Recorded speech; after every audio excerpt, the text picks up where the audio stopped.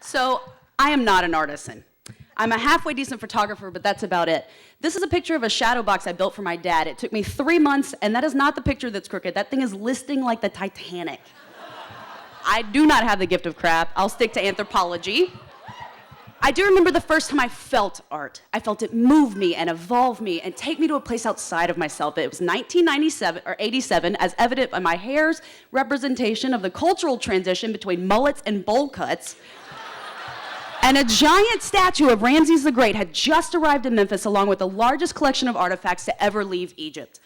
I walked through that exhibit devouring the reliefs, the jewelry, the pottery, the sculpture, and the mundane everyday items. And for the first time, I really grokked the brilliance and brutality and the connectivity and the astounding capability of man.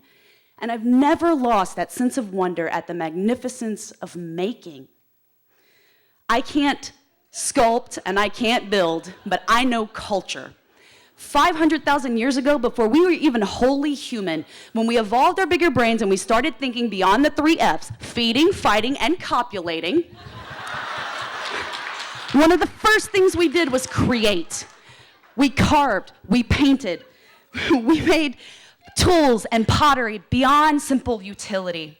We began to express ourselves, to record our history, to look at our world in abstract and metaphor, and to ponder the heavens and our own mortality, and we did it through art. But as an anthropologist and as a Memphian, I can't help but ask today in our own community, do we understand our creative entrepreneurs, their dreams, their struggles, their successes, and do we support them like we should? Do we value our creative entrepreneurs for their critical contributions? My colleagues and I have been exploring these questions. We've been talking to a few artisans. Thank you to these people for being our early experts. And we've learned a couple of things. There's really 2 big areas, business and passion. Passion first. Creativity is a character trait. Creative people, they don't just do one creative thing. They like to express themselves in a lot of different ways. So like Esso, for example, he makes posters and apparel, but he's also a musician. Community is essential.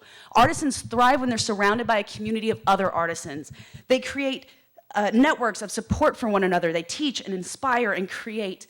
David, for example, his studio can't house a kiln, so he works with his mentor and helps him fire in exchange. Space is part of the process. Craftspeople need space. They need it to create, to conduct their business, and display their works. And beyond the simple function, they want it to reflect their creative ethos, to inspire them.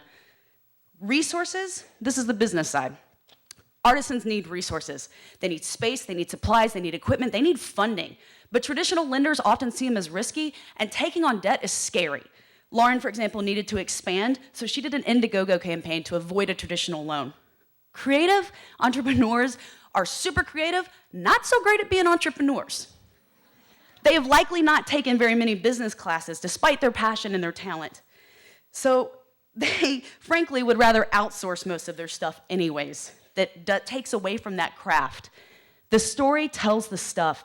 When artisans can show what they're doing, when they can do that through demonstrations, through photographs, when they can show that process, that's when people are willing to pay a premium. However, artisans are undervalued not just by the public, but they're also undervalued by themselves. They're constantly being asked for donations to get their name out there, and they underprice their stuff to fit an undervalued market. And that leads to the average consumer having no idea what that piece is worth. We've got to go deeper than that.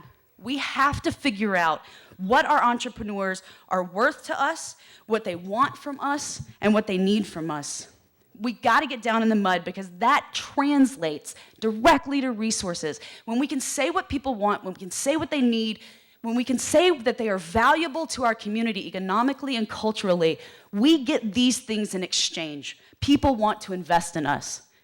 But we need your help. 7 creative entrepreneurs are not enough. We need to talk to more artisans. We want to talk to folks from all over the city, every neighborhood, every craft.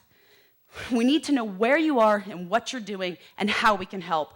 And we want to take all of your voices in concert, and we want to tell the city of Memphis, we want to tell our nation, and we want to tell the whole damn world that Memphis is a creative force that they cannot wait to support and celebrate.